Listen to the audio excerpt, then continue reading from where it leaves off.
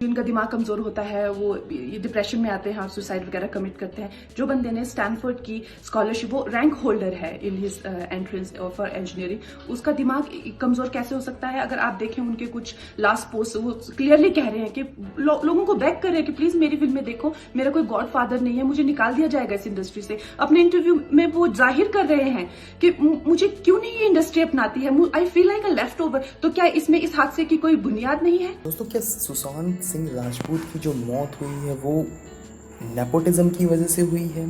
तो यहाँ पे इस बात में कितनी सच्चाई है इस आर्टिकल में पूरी तरह से डिफाइंड है।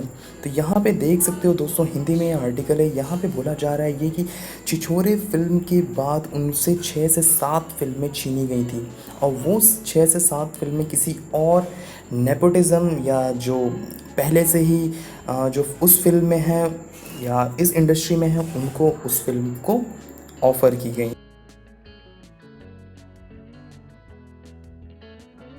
तो ये सुसाइड थी कि ये प्लान मर्डर था। लेकिन सुशांत की गलती यही है कि वो उनकी बात मान गया। उन्होंने कहा तुम वर्थलेस हो, वो मान गया।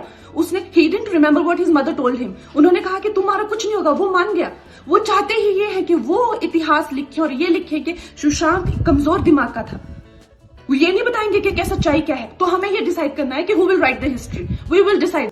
लेकिन दोस्तों, यहाँ पे एक बात तो ये सच है कि इस नेपोटिज्म वाले बैटल में यहाँ पर पूरी तरह से ये सच नहीं डिफाइंड होता कि सुशांत की जो मौत हुई है वो नेपोटिज्म किसी और कारण से हुई है। यहाँ पर उनकी मौत का कारण पुलिस और इन्वेस्टिगेटर्स को ढूंढना चाहिए, और मेंटल जो हेल्थ एक्सपर्ट्स हैं उनको इस चीज़ के बारे में पता लगाना चाहिए कि सुशांत की जो डेथ हुई है वो किस कारण से हुई है। तो यहाँ पे नेपोटिज्म जो है वो बॉलीवुड में तो देखा ही गया है।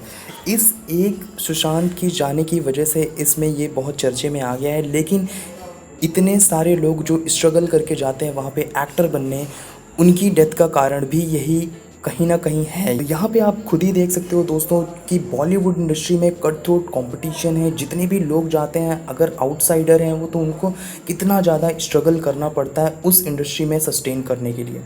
राजकुमार राव हैं यहाँ पे, हमारे मनोज बाजपेयी हैं, या फिर हम कह लें नवाजुद्दीन सिद्दीकी, और भी बहुत सारे लोग हैं। इनको कितना स्ट्रगल करना पड़ा उस बॉलीवुड में सस्टेन करने के लिए। लेकिन यहाँ पे इस नेपोटिज़म जो बॉलीवुड में चल रहा है उसको हमें नज़रअंदाज नहीं करना चाहिए, हमें देखना चाहिए। तो दोस्तों, हम सबको समझना होगा इस नेपोटिज़म को। अगर हम सभी नहीं समझेंगे तो हम जैसे लोग ही जो एक्टर बनने का सपना देखते हैं या फिर कुछ उस इंडस्ट्री में जाकर करने का सपना देखते हैं, तो ये हमारे लिए बहुत बड़ा सबक हो सकता है सीखने का।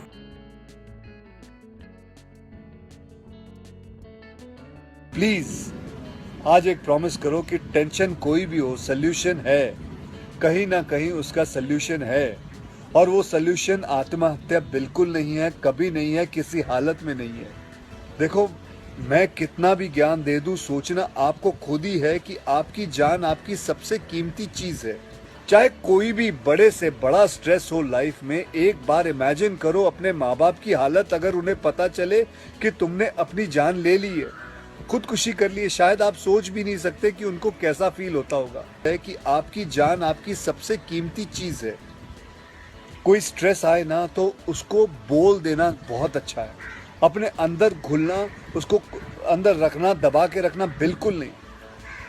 किसी दोस्त को बोल दो या अपने माँ बाप से शेयर करो।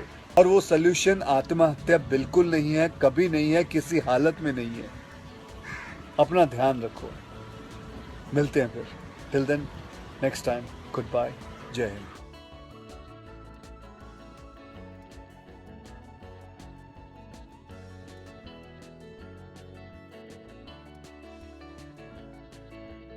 उम्मीद है दोस्तों आपको ये वीडियो पसंद आया होगा। पसंद है तो प्लीज़ सबके साथ शेयर करो। और दोस्तों, रैंडम टॉक्स विद अवनीश को ज़रूर से ज़रूर सब्सक्राइब कर लो। इस तरह से अब लेटेस्ट अपडेट्स वाली चीज़ें मैं आपके लिए लाता रहूँगा। तब तक के लिए दोस्तों, हंसते रहो, मुस्कुराते रहो और टेंशन फ्री रहो, और देखते रहो रैंडम टॉक्स विद अवनीश को। Thank you for watching guys.